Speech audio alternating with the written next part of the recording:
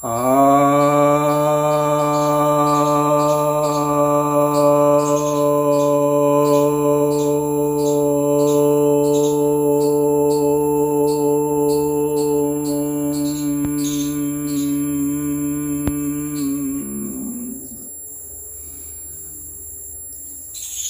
भक्तजनों को सप्रेम नमन।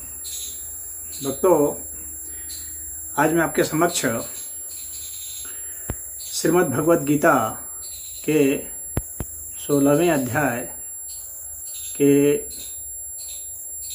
पहले श्लोक की व्याख्या करने जा रहा हूँ।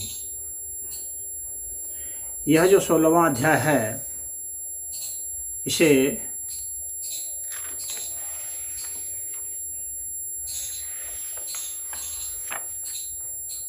देवासुर संपत्ति विभाग योग नाम से कहा जाता है।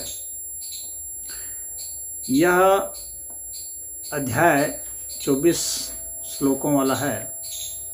इसमें एक ही वाच है, अर्थात श्री भगवान ने ही इसको पूरा कहा है, अन्य दूसरे का नहीं है इसमें कोई वाच। और यह जो है अनुष्टुप छंद वाला सब इसमें श्लोक है। और देव, जैसे कि इसका नाम ही है कि देव और असुर, ये दो प्रकार की जो संपदाएं हैं, उसके विषय में यहाँ पर बताया गया। तो इस श्लोक में श्री भगवान उवाच है, इसमें कहा रहे हैं, अभयम सत्व संशुद्धिर ज्ञान योग व्यवस्थित है, दानम दमश्च यज्ञस्य स्वाध्यायस तपार्जवम। अर्थात अभय, सत्व संशुद्धि, ज्ञान योग में स्थित होना, दान, दम, यज्ञ, स्वाध्याय, तप और आर्जवम, यानी मन की सरलता, यह जो है ये संपदा बतला रहे हैं। किसका? देव संपदा। अभयम अर्थात भय नहीं होना। भय किसको होता है? जो सोचता है कि मैं शरीर हूँ, उसे शरीर के नाश का भय होता है। जो रोगी है वह परेशान रहता है कि कहीं ये रोग मेरा नाश ना कर दे। जो धनी हैं उसे धन के नाश का भय होता है। जो ज्ञानी है उसे वाद विवाद का भय होता है। जो किसी पद पर आसीन हैं उन्हें पद छिन जाने का भय होता है। जो बलवान हैं उन्हें निर्बल होने का भय होता है। जो प्राणवान हैं उन्हें प्राण के खोने का भय होता है। जो यशवान हैं उन्हें अपमानित होने का भय होता है। अर्थात जो जहाँ पर है वहाँ भयभीत है। इसलिए क्योंकि वह इनको अपना मानता है, वह इन चीज़ों को, अपने इंद्रियों को, अपने शरीर को, मन बुद्धि को, अहंकार को, सबको अपना मानता है। इसके कारण ही वह भयभीत रहता है। इस संसार को वह अपना बनाने की कोशिश करता है, इस संसार को पाने की कोशिश करता है, इसीलिए वह भयभीत रहता है। लेकिन भय से मुक्त कौन है? वही जो ईश्वर के सामने नतमस्तक हो गया है, जिसने इस संसार को समझ लिया है कि ये ईश्वर का है, जिसने समझ लिया है कि यह जो शरीर है यह ईश्वर का है। हमारी मन इंद्रियां सब ईश्वर की हैं, अपना कुछ नहीं है यहाँ, तो इन्हें खोने का क्या डर है।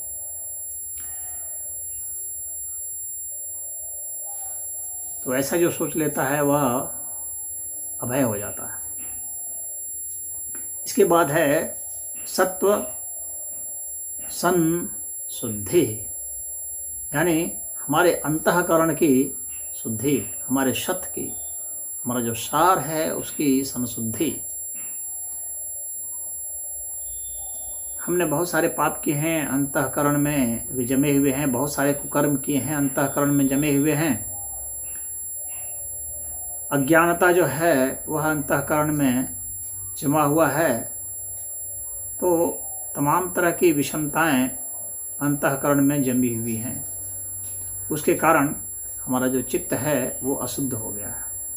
तो उसको शुद्ध करने का उपाय क्या है? बहुत सरल उपाय है। उसको अपना मानो ही नहीं।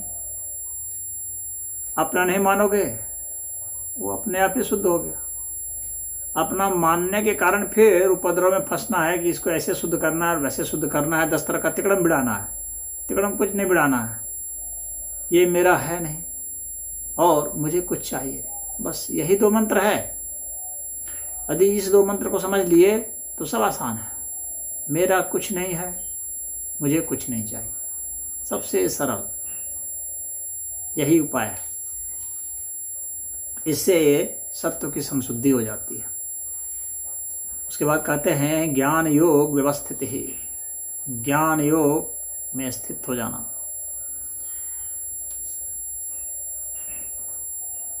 तो जो आसुरी संपत्ति के लोग हैं उन्हें ज्ञान और विज्ञान में रुचि नहीं रहती है।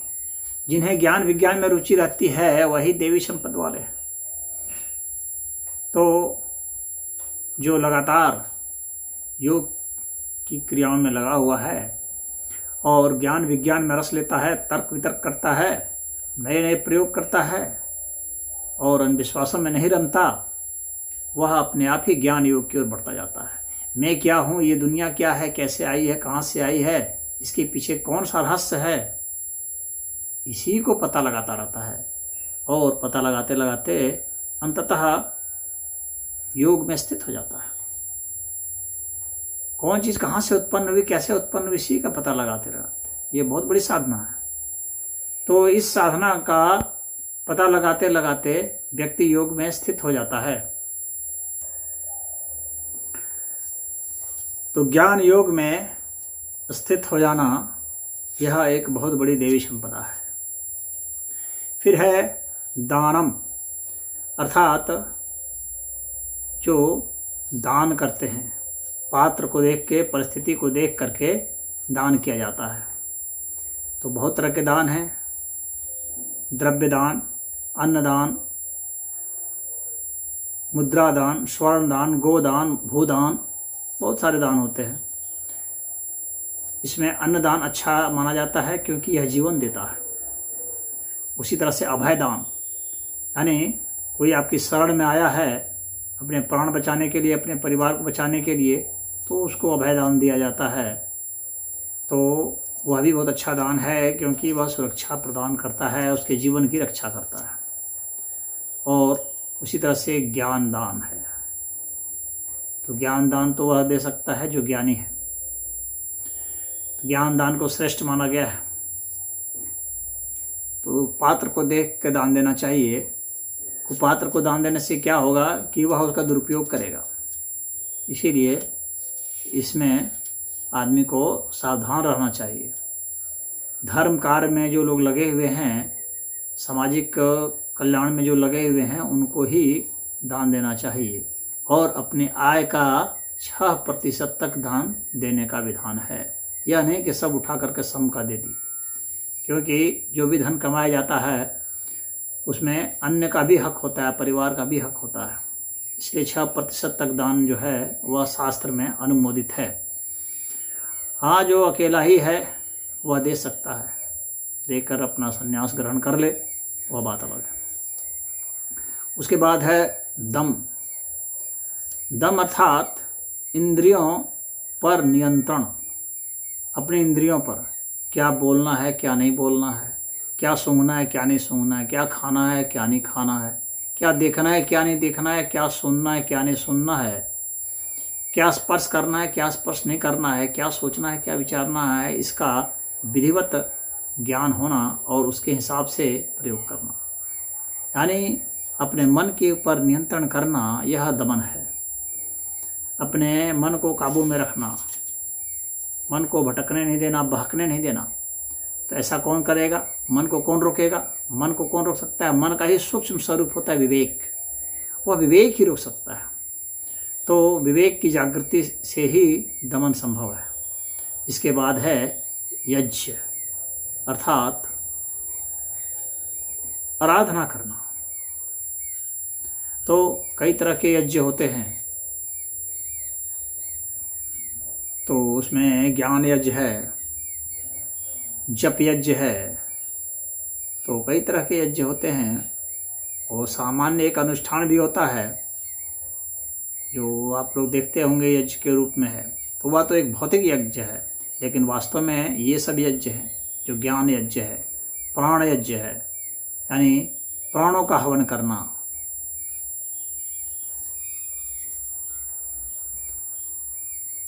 तो प्राण को अपान में हवन करना और अपान को प्राण में हवन करना, यानी सांस जो भीतर जा रही है फिर बाहर आ रही है, ये एक दूसरे में इसका हवन हो रहा है। इसको बहुत बड़ा यज्ञ माना जाता है। उसी तरह से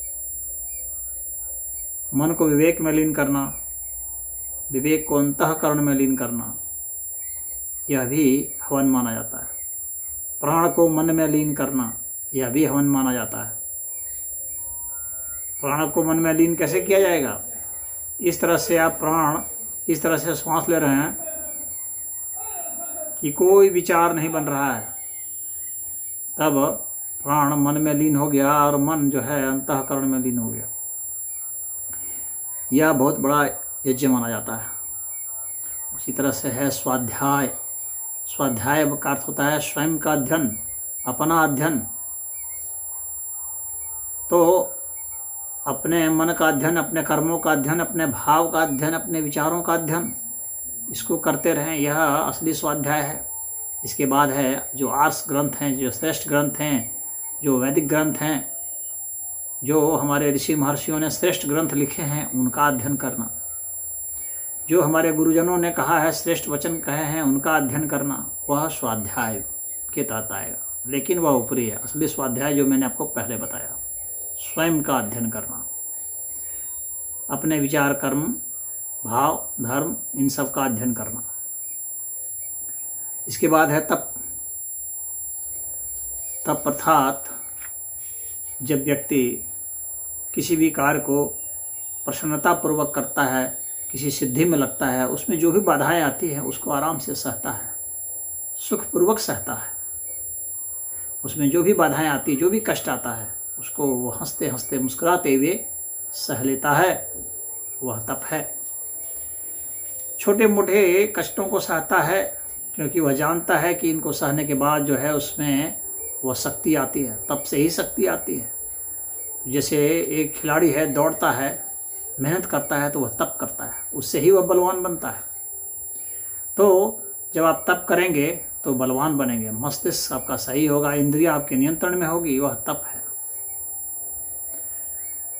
तो छोटे मोटे कष्टों को उठाना ताकि और जो जिंदगी में, इस संसार में जो महान कष्ट हैं उससे पार पा सकें, वह तप है। और आर्जवम मतलब कि सरलता, आपका मन सरल हो, आप सीधे साधे हों, भोले भाले हों, परंतु बुद्धू नहीं हो, मतलब कि निष्कपट हो, मासूम हो, आपको पता हो, मतलब ज्ञानी होते हुए मासूम होना, आपको पता हो फिर भी आप सरल हों, आप झूठ ना बोलें, धोखा ना दें, छल कपट नहीं करें, टेढ़ी मेढ़ी बात घुमा फिरा करके बात नहीं बोलें, स्पष्ट बोलें, किसी को धोखे में नहीं रखें, न खुद को न दूसरों को धोखे में रखें। वह जो सरलता है, वह जो सीधापन है, वह जो डायरेक्ट एक्शन है, वह दैवी संपत्ति कहलाता है। तो इस तरह से भगवान ने इन संपदाओं का यहाँ पर वर्णन किया। तो इसमें इतना ही। ओम।